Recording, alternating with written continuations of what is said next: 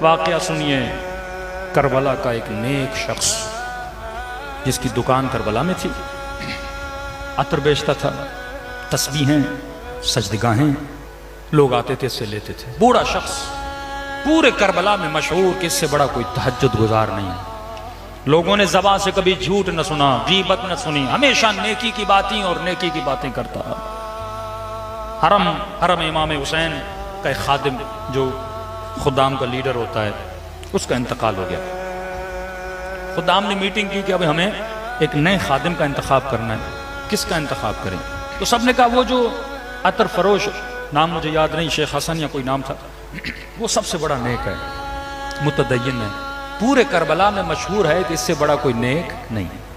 اس کے پاس آئے، شیخ صاحب اگر ہم چاہتے ہیں کہ آپ یہ فریضہ، ہر آدمی کی تمنا ہے کہ امام حسین کی حرم کا خادم بنے، ہم خدام کا آپ کو ہیڈ بنانا چاہتے ہیں، کیونکہ نیچے خادم ہیں، ہیڈ بھی ایسا ہو جن کو دیکھ کر وہ انسپائر ہوں، متقی ہو، پرہیزگار ہو۔ اس نے کہا نہیں، میں گنہگار، میں خطا کار، یہ عہدہ، میں اس عہدے کے قابل نہیں ہوں۔ بڑا اصرار کہ ہمارے پاس کوئی نہیں، اس نے مان لیا۔ کہتا ایک ہفتہ گزرا، صبح حرم جاتا تھا، شام کو اپنی دکان پہ آتا تھا، تھوڑی خدمات کرتا تھا، کبھی جھاڑو دے دیا، کبھی مولا کے دروازے، مختلف چیزوں کی دیکھ بھال کرتا تھا۔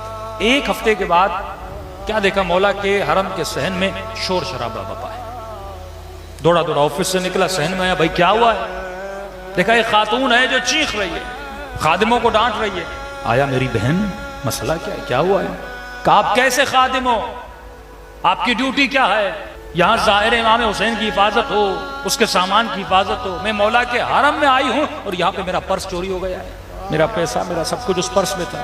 اس نے کہا میں معذرت کرتا ہوں، ایک ہفتہ ہوا ہے میں نے یہ عہدہ سنبھالا ہے، میں دیکھتا ہوں، دیکھ بھال کرتا ہوں، ڈھونڈتے ہیں۔ اس نے کہا نہیں، یہاں میرا پرس چوری ہوا ہے۔ اس نے کہا حرم کے دروازے بند کر دو، دروازے بند کی، جتنے لوگ تھے ان کا میں معذرت چاہتا ہوں، میں نہیں کہہ رہا کہ آپ سب چور ہیں، لیکن اس خاتون کا دل مطمئن کرنے کے لیے مجھے چیکنگ کرنی پڑی، سب کی چیکنگ کی لیکن پرس نہیں ملا۔ خاتون اور غصے میں آ گئی، کہنے لگی میں سب کو بتاؤں گی میرا پرس تو نے چوری کیا ہے۔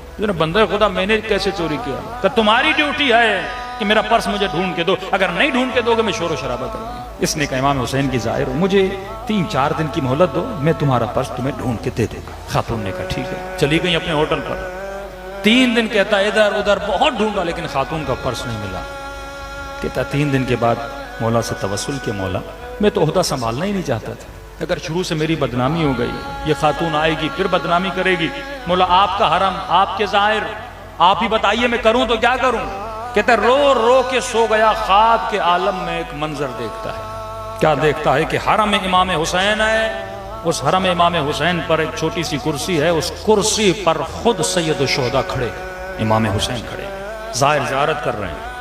امام فرماتا ہے میرے ظاہرو جمع ہو جاؤ، میں تجھے بتاؤں کہ میرا چور کون ہے۔ خواب کے عالم میں دیکھ رہے کہ سارے ظاہر جمع ہوئے، میں بھی دوڑا گیا کہ مولا چور کا نام بتائیں گے، خاتون کے پرس کا پتہ چل جائے گا۔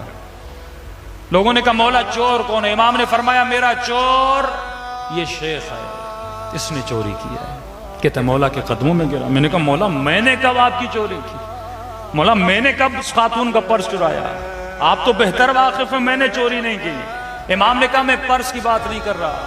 کہ مولا کس چیز کی بات کرے؟ فرمایا شیخ اتنے سالوں سے تو میری خاک شفا کو بیچ رہا ہے، کیا تم نہیں جانتا یہ زمین حسین نے خود اپنے لیے لی تھی، اپنے زائروں کے لیے وقف کی تھی؟ تجھے نہیں پتا میری خاک کو میری اجازت کے بغیر تسبیح اور سجدگاہیں بنا کے تو بیچ رہا ہے؟ تو سب سے بڑا میرا چور ہے، آج تک تو نے جو کمایا میری خاک سے کمایا ہے۔ کہتے مولا واللہ مجھے نہیں پتا تھا کہ یہ کوئی شرعن حرام ہے آپ کی خاک کو بیچنا۔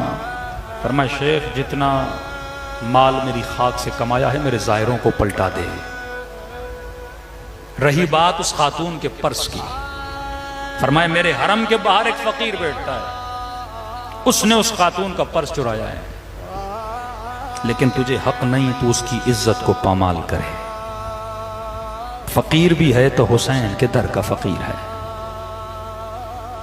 کل جانا وہیں پہ سو رہا ہوگا، اس کے بستر کے نیچے اس نے مٹی کے اندر پرس چھپایا ہے، پرس کو نکالنا اور اسے کہنا کہ تو حسین کے در کا فقیر ہے، آج کے بعد چوری نہ کر، تجھے جو چاہیے حسین تجھے عطا کریں گے۔ کہتا نیند سے اٹھا، اس فقیر کے پاس گیا، نیچے سے پرس نکالا، فقیر ڈر گیا، ہاتھوں کو جوڑ کے کہا میرا ٹھکانہ یہی ہے، مجھے اٹھانا نہیں، میری عزت کو پامال نہ کرنا۔ کہ تیری عزت کی گارنٹی حسین نے لے لی ہے، بس پیغام یہ دیا ہے میرے ظاہروں سے چوری نہ کیا کر، تجھے جو چاہیے حسین سے مانگا کر، حسین تجھے عطا کریں گے۔